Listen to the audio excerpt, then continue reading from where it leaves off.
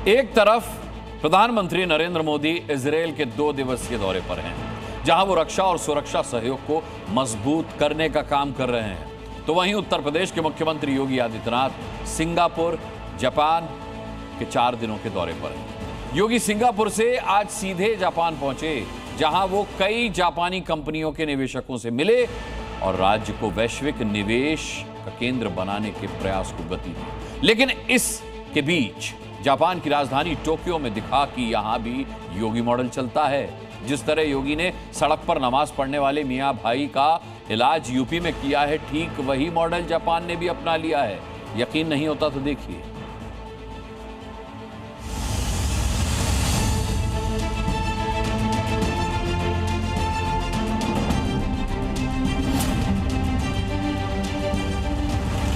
यह संबंध सूर्य की प्रथम किरण से प्रारंभ होकर के और सूर्यवंश की राजधानी उत्तर प्रदेश को एक आत्मीय संवाद के साथ जोड़ती है।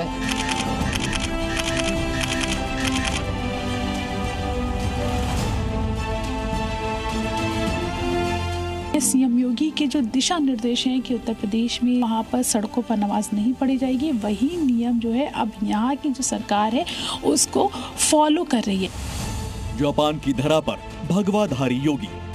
हम अपने कर्तव्यों का पालन करें, यही हमारा धर्म है। जापान में योगी का तिलक लगाकर स्वागत। नमः पार्वती पतिये हर हर। जापान में योगी के नए उत्तर प्रदेश की गूंज। मैं आप सभी इंडस्ट्री लीडर का आह्वान करूंगा, उत्तर प्रदेश के अंदर आप लोग अपना निवेश करें। बेशक उत्तर प्रदेश के मुख्यमंत्री योगी आदित्यनाथ पहली बार जापान के दौरे पर हैं, लेकिन उनके मॉडल की छाप वहां पहले से ही मौजूद है। योगी उत्तर प्रदेश को वैश्विक निवेश का केंद्र बनाने की दिशा में कदम बढ़ा रहे हैं। उत्तर प्रदेश के अंदर हम लोगों ने जो एक तंत्र विकसित किया है, उस माहौल का लाभ लेने के लिए मैं आज आप सभी को वहां पर आमंत्रित करता हूं। जापान में योगी के पहले दिन की झलक आपको दिखाएं, उससे पहले देखिए कि जापान में भी योगी मॉडल चलता है। आपकी टीवी स्क्रीन पर यह टोक्यो की सबसे बड़ी मस्जिद है। आज यहां मुस्लिम समुदाय के लोग 5 वक्त की नमाज पढ़ने आते हैं, क्योंकि सड़क पर नमाज नहीं पढ़ने के निर्देशों का पालन जिस तरह से योगी ने कराया, उसी योगी मॉडल को जापान ने भी अपना लिया। क्योंकि जापान में नमाजियों ने हद पार कर दी थी, जहां चाहते थे वहीं चादर बिछाते थे और नमाज पढ़ने बैठ जाते थे। इसके खिलाफ जापान में आवाज तेज हुई। जापानी नागरिक सड़कों पर नमाज पढ़ने के विरोध में आ गए, सड़कों पर प्रदर्शन किए गए। तब जापान सरकार ने योगी मॉडल को अपनाया और अब देखिए मस्जिद के अंदर नमाज पढ़ी जाती है। अब जापान में सड़कों पर नमाज नहीं होती। यहाँ पर जो है ये हम जापान की मस्जिद में मौजूद हूँ और हम आपको दिखा रहे हैं कि किस तरीके से यहाँ पर जो है नमाज जो है वो अदा की जा रही है। जिस तरफ फेस करके लोग नमाज पढ़ते हैं वो मक्का की तरफ है। जिस तरीके से सीएम योगी का जो फरमान है, सीएम योगी के जो दिशा निर्देश हैं कि उत्तर प्रदेश में जो मस्जिद है उसको वहाँ पर सड़कों पर नमाज नहीं पढ़ी जाएगी, वही नियम जो है अब यहाँ की जो सरकार है उसको फॉलो कर रही है। टोक्यो में तुर्की ने अपने कारीगर भेजकर यह मस्जिद तैयार करवाई। ये जो मस्जिद है ये सन 2000 में बनाई गई थी और उसके अंदर उस समय पर यहाँ पर टर्की कंट्री ने इसकी नक्काशी करवाई थी। जापान ने योगी मॉडल योगी की उनकी धरा पर आने से पहले ही अपना लिया था। इसीलिए तो जब टोक्यो में योगी का निवेश रोड शो शुरू हुआ तो माहौल ही अलग था।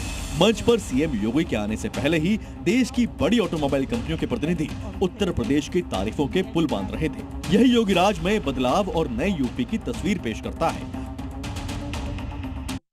विकास के प्रति हम वो सब कुछ करें जो हमारे देश के हित में हो और मानवता के कल्याण के हित में। कभी जिस राज्य को उद्योगों के लिए चुनौतीपूर्ण माना जाता था, आज वही उत्तर प्रदेश निवेशकों के लिए सबसे भरोसेमंद ठिकाना बनकर सामने आ रहा है।